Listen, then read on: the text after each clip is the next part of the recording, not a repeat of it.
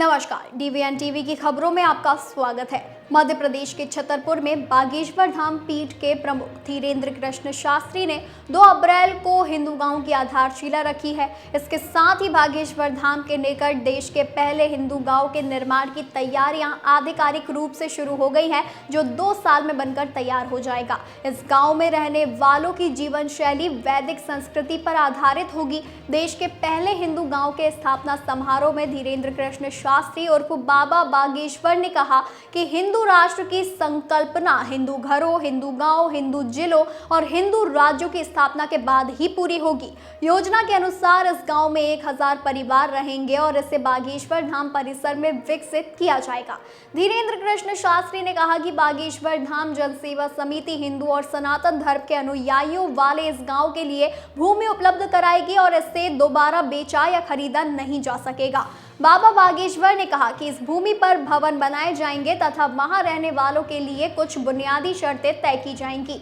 महत्वपूर्ण बात यह है कि इस गांव में गैर हिंदुओं का प्रवेश वर्जित रहेगा। हालांकि सनातन धर्म में आस्था रखने वालों का स्वागत है।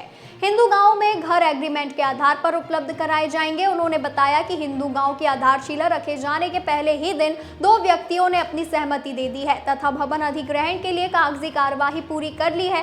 बाबा बागेश्वर ने कहा कि हिंदू गांव में लोग जिस मकान में रहेंगे उसकी खरीद फरोख्त का हक उन्हें नहीं मिलेगा। इसके पीछे की वजह यह है कि विदर्भी लोभ लालच देकर किसी भी स्तर पर जाकर किसी भी कीमत पर मकान खरीदने के लिए प्रयास करते हैं। अक्सर ऐसा देखने में भी आता है कि लालच में आकर लोग धर्म विरोधी ताकतों के सामने खुद को सरेंडर कर देते हैं। इसीलिए बागेश्वर धाम का हिंदू ग्राम क्रय विक्रय से प्रतिबंधित रहेगा।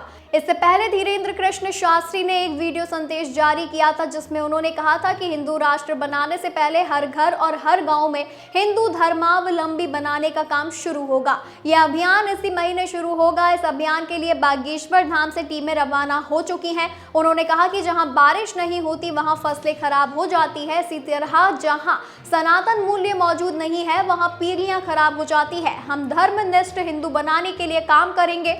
उन्होंने कहा प्रत्येक ग्राम पंचायत में एक प्रधान नियुक्त किया जाएगा।